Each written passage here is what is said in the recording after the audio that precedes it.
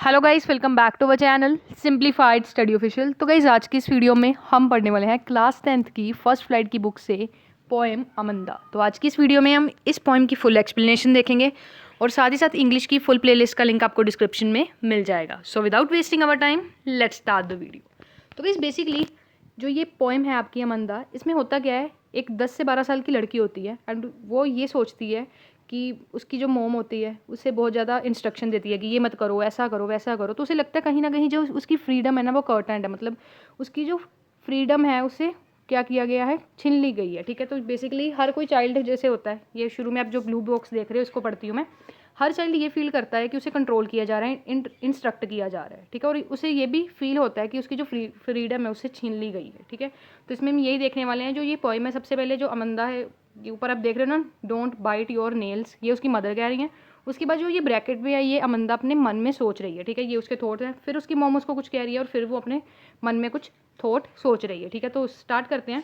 सबसे पहले है don't bite your nails Amanda, don't hunch your shoulder Amanda, stop that slouching and sit up straight Amanda. तो first of all यहाँ पे first line में जो उसकी मोम है वो क्या कह रही है कि अपने नेल बाइट मत करो। ठीक है, और साथ ही साथ अपने शोल्डर्स को हंच करके मत बैठो। हंच का क्या मतलब होता है, झुका के मत बैठो।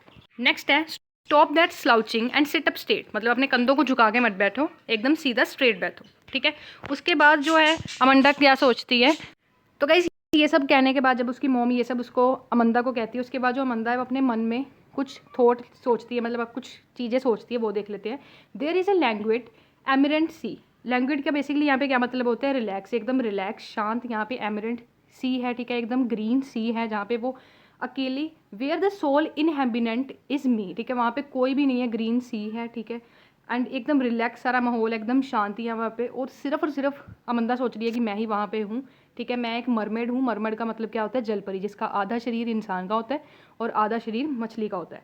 ड्रिफ्टिंग बिसफुली, ड्रिफ्टिंग बिसफुली का मतलब स्लोली वो क्या कर रही है, बिसफुली यहाँ पे आराम से आगे जा रही है। ठीक है, मतलब ये वो अपने आप को क्या कह रही है कि वो एक मरमेड है और वो स्लोली, पीसफुली, हैप्पीली वो आगे की तरफ जा रही है। ठीक है, नेक्स्ट है, उसके बाद फिर से उसकी मॉम उसको कुछ कहती है। Did you finish your homework Amanda, did you tidy your room Amanda, I thought I told you to clean your shoes Amanda. अब यहाँ पे जो उसकी मॉम है वो कहती है कि तुमने अपना होमवर्क फिनिश किया क्या, तुमने अपना रूम जो साफ़ किया है क्या, तुमने अपने जो शूज़ हैं उसे क्लीन किया है।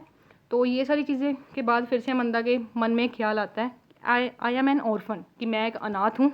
ठीक है, मतलब वो इतना कह सकते हो खिंच जाती है कि वो ये सोचती है कि मैं एक ऑर्फन हूँ। ठीक है, एंड स्ट्रीट पे वो अकेली चलती जा रही है एंड अपने जो शूज़ हैं, बेयर फीट का मतलब क्या होता है, नंगे पाँव, बिना चप्पल के, वो क्या कर रही है, ज़मीन पे ऐसे कुछ ना कुछ डस्ट पे क्या बना रही है, वो कुछ ना कुछ ऐसे कह सकते हो कोई भी तस्वीर बना रही है। ठीक है, अब वहाँ पे वो कह रही है साइलेंस इज़ गोल्ड, जो साइलेंस है, वहाँ की जो शांति है वो एकदम उससे सोने की तरह लग रही है। फ्रीडम जो है वो काफ़ी ज़्यादा स्वीट है।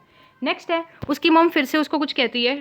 Don't eat the chocolate Amanda, remember your acne Amanda, will you please look at me when I am speaking to you Amanda. तो यहाँ पे उसकी जो मदर है वो कह रही है कि तुम इतनी चॉकलेट मत खाओ, तुम्हें अपनी एक्नी के बारे में पता है। एक्नी का मतलब जो पिंपल्स होते हैं, टीनेजर अगर आप एज में हो तो आपके जो पिंपल्स हैं, ठीक है, एक्निंग है, ये हो जाते हैं। तो इसलिए उसकी मोम कह रही है कि तुम चॉकलेट मत खाओ, तुम्हें पता है तुम्हारे पिंपल्स, एक्निंग हो जाती है, तो इसलिए तुम चॉकलेट मत खाओ। और साथ ही साथ उसकी मदर कहती है कि क्या तुम, जब मैं तुमसे बात कर रही हूँ, तुम मेरी तरफ देख सकती हो। तो ये एक बात होती है। उसके बाद फिर से अमंदा जो है वो क्या सोचने लग जाती है अपने मन में, आई एम ए रिपेंजल। अब रिपेंजल क्या है, ठीक है, तो आप इसकी स्टोरी जो है वो यूट्यूब पे सर्च करके देख सकते हो, क्योंकि ये जो वीडियो है फिर बहुत ज़्यादा लंबी हो जाएगी। बेसिकली आपको ये समझना है, मान लो एक टावर है, ठीक है, ये मान लो एक टावर है, यहाँ पे एक चुड़ैल कह सकते हो, ठीक है, यहाँ पे वो रहती है। ठीक है, सामने जो रुपंजा है उसने, मतलब रुपंजल जो है वो एक लड़की है। ठीक है, उसको एक कह सकते हो चुड़ैल ने कैद किया हुआ है। ठीक है, टावर के ऊपर उसको रखा हुआ है। अब जो रुपेंजल है उसके जो हेयर्स हैं ना वो बहुत लंबे हैं। वो क्या करती है, अपनी हेयर्स का यूज़ करती है और उसको टावर के नीचे ऐसे अपने हेयर्स बिखेर देती है और उसके बाद वहाँ से चले जाती है। ठीक है, अब जो है अमंदा यहाँ पे क्या सोच रही है कि मैं रुपेंजल हूँ। ठीक है, अगर मुझे टावर में रखा भी जाता है, ठीक है, नेक्स्ट है यहाँ पे ट्रैंक्विल। ट्रैंक्विल का क्या मतलब है, शांत। वो जो टावर एकदम शांत होगा और रेयर होगा और मैं वहाँ से कभी भी अपने जो हेयर है डाउन करके नहीं निकलूंगी। रपंजल की जो स्टोरी होती है, जैसे मैंने आपको बताया कि टावर होता है, वहाँ पे रपंजल होती है एंड वो अपने हेयर्स का यूज़ करके, बड़े बड़े हेयर्स का यूज़ करके वहाँ से निकल जाती है। ठीक है, बट जो है हमारी अमंदा, वो कहती है अगर मुझे ऐसा मौका मिले, मैं टावर में हूँ, उसकी शांति को छोड़ के मैं तो कभी ना जाऊँ। ठीक है, नेक्स्ट है, लास्ट टाइम उसकी जो मदर है उसे क्या कहती हैं, स्टॉप दैट स्लंकिंग एट वंस अमंदा। स्लंकिंग के यहाँ पे क्या मतलब होता है, टू बी अपसेट, जैसे कि मुंह फुला के मत बैठो अमंदा, हमेशा तुम मूडी क्यों रहती है। मूडी का क्या मतलब है, वो खिंची रहती है, ठीक है, कोई भी बात होती है तो एकदम गुस्से में बोलना, ठीक है, अपसेट रहना। नेक्स्ट है, anyone would think that I nagged you, मतलब अगर कोई तुम्हें इस तरीके से देखेगा लोग सोचेंगे कि मैंने तुम्हें नेग्ड किया। नेग्ड का क्या मतलब होता है, स्कोल्ड किया, तुम्हें डांटा है, ठीक है। तो यहाँ पे आपकी जो पोएम है ये खत्म होती है, ठीक है। तो अब हम इसके पोएटिक डिवाइसेस देख लेते हैं, ठीक है, जो इंपॉर्टेंट है।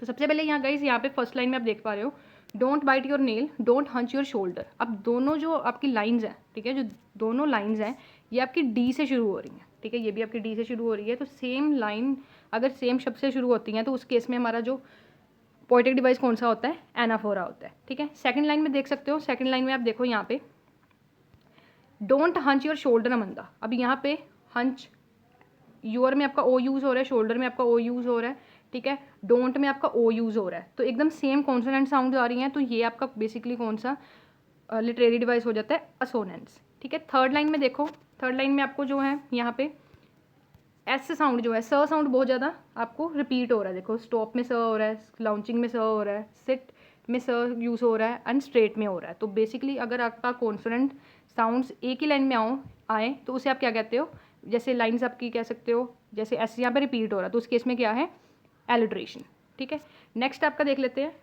अब गाइस यहाँ पे देखो, लैंग्वेज को एमिरेट सी के साथ कंपेयर किया गया, ठीक है, मतलब रेस्ट को कह सकते हो सी के साथ कंपेयर किया गया। तो ये आपका कौन सा लिटरेरी डिवाइस आ जाता है, मेटाफोर, ठीक है। नेक्स्ट अगली लाइन में आप देख सकते हो एक और यहाँ पे मेटाफोर यूज़ हुआ था, ये देखो, साइलेंस इज गोल्ड। साइलेंस को गोल्ड के साथ कंपेयर किया गया है और फ्रीडम को स्वीट के साथ कंपेयर किया गया, तो इसमें भी आपका जो मेटाफोर है वो यूज़ हुआ है, ठीक है। नेक्स्ट आपका जो है लिटरेरी डिवाइस वो हम देख लेते हैं कौन कौन से हुए हैं। अब गाइस यहाँ पे देखो, मरमेड एंड ड्रिफ्ट बिसफुली, मतलब हैप्पीली एकदम यूज़ किया गया इकट्ठे। तो यहाँ पे आपका कौन सा जो है लिटरेरी डिवाइस यूज़ हुआ है, इमेजिनरी, ठीक है। इमेजिनरी जो है वो आपका यहाँ पे यूज़ हुआ है, ठीक है। तो ड्रिफ्टिंग बिसफुली जो है आपका, इसमें आपका इमेजिनरी यूज़ हुआ है। और जो मरमेड को यूज़ किया गया, मतलब एकदम मरमेड को इस पोएम में रेफ़र किया गया, ठीक है, पोएट ने इसे रेफ़र किया, तो ये इस केस में मरमेड जो है इसमें आपका कौन सा लिटरेरी डिवाइस यूज़ हुआ है, एल्यूजन, ठीक है। और इस पोएम में गाइस आपका मरमेड के साथ साथ रेपेंजल को यहाँ पे यूज़ किया गया, रेफ़र किया गया, तो इस केस में भी आपका कौन सा लिटरेरी डिवाइस यूज़ हुआ है, एल्यूजन, ठीक है। अब हम इसकी राइमिंग स्कीम देख लेते हैं, ठीक है। राइमिंग स्कीम ऐसे नहीं है, ए बी सी ऐसे नहीं है, ठीक है, देख लेते हैं। अमंदा देखो, यहाँ पे आपका ए आ जाएगा, फिर से अमंदा ए आ जाएगा, स्ट्रेट है आपका बी आ जाएगा, अमंदा है ए आ जाएगा, ठीक है। तो फर्स्ट पैराग्राफ में आपका ए बी ए आ गया। नेक्स्ट देख लेते हैं, यहाँ पे गाइस आपका सी है तो बी आ जाएगा, ठीक है। उसके बाद है आपका, तो नेक्स्ट गाइस यहाँ पे एंड में मी यूज़ हुआ है तो इसको भी हम ई देंगे, एंड ब्रिसफुली इसको भी ई देंगे, ठीक है। तो ये वाला पैराग्राफ आपका ई हो जाएगा, ठीक है। यहाँ हम इसको सी ले लेते हैं, ठीक है, तो क्योंकि अभी हमने सी नहीं लिया तो इसको हम क्या करेंगे, सी ले लेंगे, ठीक है। तो यहाँ पे आपका जो सी है, सी, ठीक है, मतलब अलग अलग जो पैराग्राफ है आपके इस पोएम के, ठीक है, उसमें अलग अलग आपके क्या हैं, राइमिंग स्कीम यहाँ पे यूज़ किया। नेक्स्ट देख लेते हैं, इसमें गाइस आपका अमंदा यहाँ पे यूज़ हुआ है, ठीक है। तो अमंदा को हमने शुरू में क्या दिया था, ए दिया था, अमंदा को फिर से ए दे देंगे। उसके बाद शूज़ हैं यहाँ पे, मतलब ई एस है एंड में हमारा, पहले तो आया नहीं है तो हम इसको डी दे देंगे, अमंदा है फिर से ए दे देंगे, मतलब ये वाला जो आपका पैराग्राफ है इसमें आपका ए यूज़ हो गया, ठीक है। नेक्स्ट है यहाँ पे आई एम ऑर्फन वाला, तो यहाँ पे आपका कौन सा यूज़ हो जाएगा, स्ट्रीट, ठीक, इसमें आपका ई आ जाएगा, ठीक है। और लास्ट वन जो है आपका, इसमें आपका जैसे देखो यहाँ पे अमंदा हमने यूज़ किया है, अमंदा को हमने कौन सा दिया था, ए दिया था, ठीक है, तो ए अल्फ़ाबेट दिया था। नेक्स्ट फिर से अमंदा, तो ए दे देंगे। यू है यहाँ पे हमारे पास, यू तो अभी तक कभी आया नहीं है तो इसको हम एफ़ दे देते हैं और इसको हम ए दे देते हैं, ठीक है। तो ये आपकी राइमिंग स्कीम हो गई। लिटरेरी डिवाइस मैंने आपको पहले से ही बता दिए हैं, ठीक है। एंड इसके जो इंपॉर्टेंट क्वेश्चंस हैं वो भी मैं आपको बताऊंगी। एंड हैंड रिटन नोट्स के लिए आप हमारे चैनल की मेंबरशिप ज्वाइन कर सकते हैं। एंड इंग्लिश की फुल प्लेलिस्ट का लिंक डिस्क्रिप्शन में है आपको।